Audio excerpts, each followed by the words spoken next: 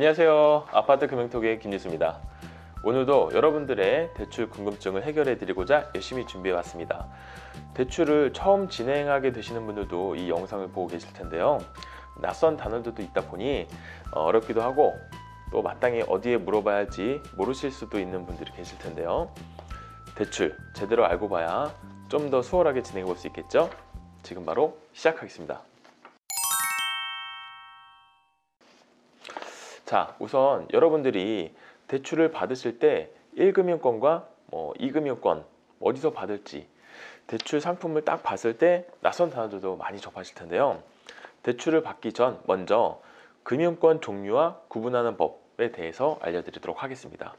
1금융권, 2금융권, 그리고 혹시 3금융권이라는 말 많이 들어보셨죠? 먼저 여러분들은 은행이 제일 많이 익숙하실 거예요.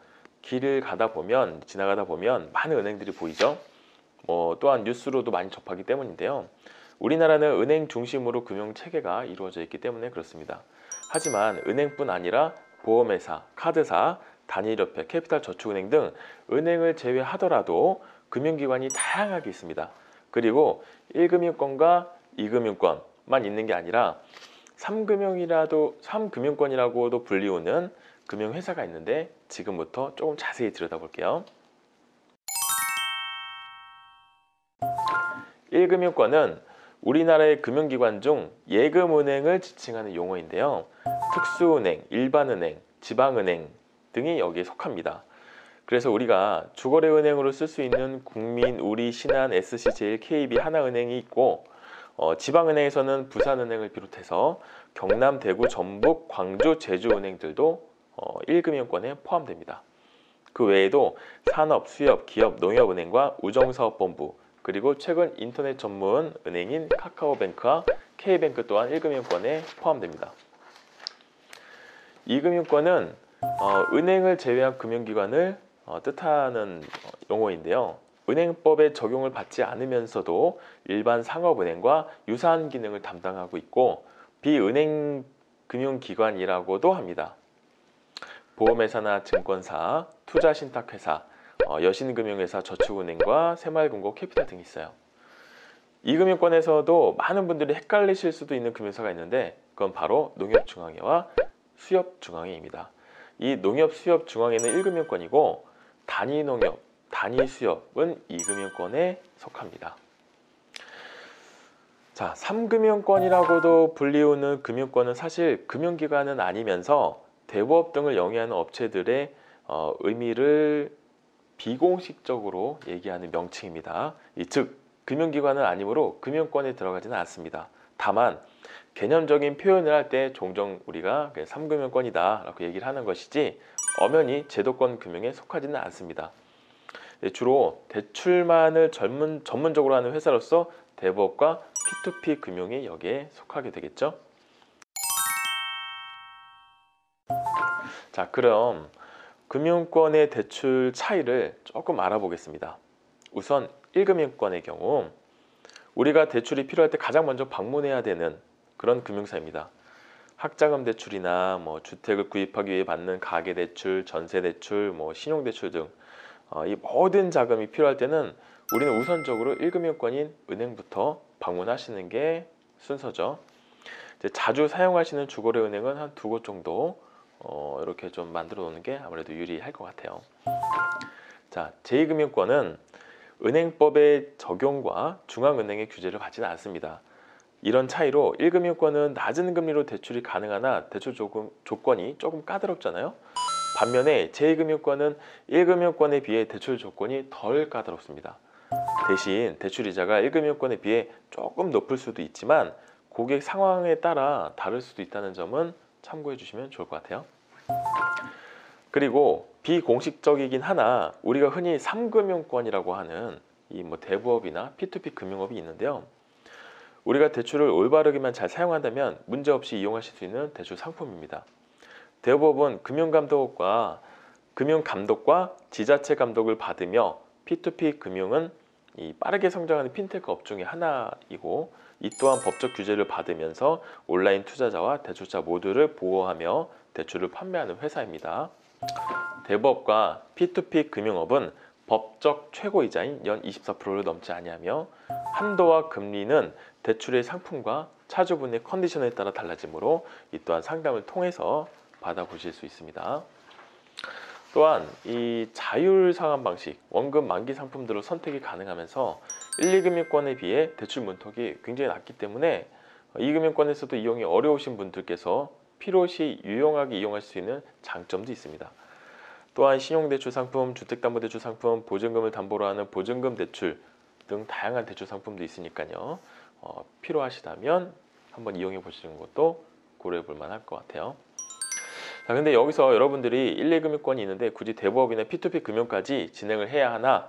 라는 생각이 드실 수도 있는데요. 대출을 이용하시는 분들께서 당연히 금리를 제일 먼저 생각한다면 1금융권을 이용하시는 게 맞죠.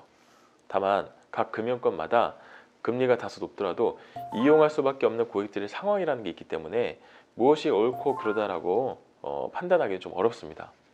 그리고 1, 2금융권에는 없는 대부업만의 장점도 있으니 잘 따져보셔야 하며 제일 중요한 건 상담을 통해서 이용을 해야 한다고 말씀드리고 싶습니다. 제가 항상 영상이 업로드 될 때마다 드리는 말씀이 각자가 처한 상황이 다 다르기 때문에 내 조건에 맞는, 그리고 나에게 조금이라도 더 도움이 되는 그런 쪽으로 대출 상품을 잘 이용하시라는 말씀을 제가 드리고 싶어요. 나한테 근데 뭐가 유리한지 도움이 되는지 알 수가 없기 때문에 전문 상담사를 통한 상담을 우선 받아보는 게 필수라는 점, 그래야 조금 더 나한테 유리하게 대출을 받으실 수가 있겠죠.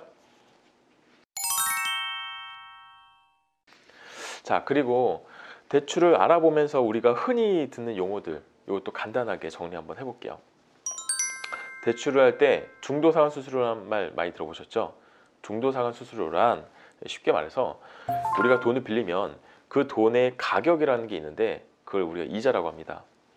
그 가격을 주고 돈을 빌리는 건데 만약에 그 돈을 약정된 가격보다 더 빠른 시일 내에 상환하게 된다면 돈을 판매하는 회사 쪽에서 손해까지는 아니라도 영업이익에 대한 그 마진이 줄어들겠죠. 그래서 약속된 기간보다 더 조기에 상환하게 된다면 그 부분에 대해서 금융사에서 약정한 중도의 상환 수수료를 같이 납부하게끔 되어 있습니다. 이거 우리가 중도 상환 수수료라고 하는 겁니다. 제가 지난번에 LTV에 대해서도 말씀드렸는데요. 다시 한번 LTV부터 DTI, DSR, RTI까지 용어 정리 한 번 더 할게요.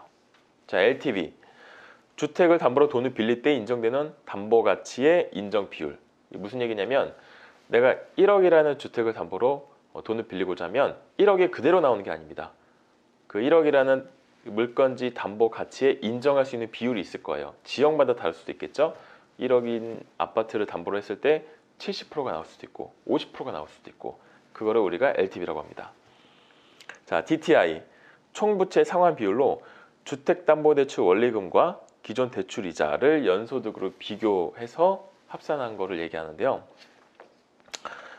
이게 무슨 얘기냐면 우리가 이제 대출을 받을 때 대출에 대한 이 차주분의 현재 나가는 대출 이자를 고려해서 주택담보대출의 원리금 균등이 나오는 거예요. 상환할 수 있을 만큼 받을 수 있다는 얘기죠. 자, DSR, 총부채 원리금 상환 비율. 이게 주택담보대출 원리금 내는 그 비용과 기존 대출의 이자뿐만이 아니라 원금까지 계산한 겁니다. 그거를 연소득으로 비교해서 산출하는 거예요. 그러니까 즉 DTI는 그 사람이 갖고 있는 그 대출 금액의 이자 내는 금액만 비교한다고 하면 이거는 이자에다가 원금도 얼마나 갚을 수 있을지까지 합산하는 금액입니다. 그래서 조금 더 규제가 강화되는 용어죠. RTI, 요거는 그냥 임대업 하시는 분들에게만 해당이 되는 건데, 이 임대업 이자 상환 비율을 이제 연 임대 수익을 이자 비용으로 환산하는 겁니다. 이게 무슨 얘기냐면 그 건물에 월세가 나올 거 아니에요? 그 월세를 가지고 그 건물에 대출을 받는 금액의 이자를 낼 수 있는지 그 비율을 보는 겁니다. 그러니까 주택담보대출을 하시는 분들은 이 RTI는 사실 모르셔도 되는 거죠. 자, 저희 건대남은 연체 없이 항상 건강하게 대출을 받는 게 목표이기 때문에 저희가 많은 것을 좀 알려드리고 싶습니다. 영어도 정말 많이 들으실 텐데 알아두면 좋겠죠? 대출 상품 어떤 것을 알아볼지마다 개인마다 상황이 다 다르고, 그래서 제일 중요한 건 상담을 먼저 받아보시는 게 필수다라는 것입니다. 그래야 상황에 맞게 부담이 안 가는 쪽으로 해결을 하실 수 있기 때문에 그렇습니다. 본 내용이 조금이라도 도움이 되셨다면 구독과 좋아요, 알림 설정, 다뤄봤으면 하는 대출 내용이나 궁금증이 있으면 언제든지 댓글 남겨주시고요.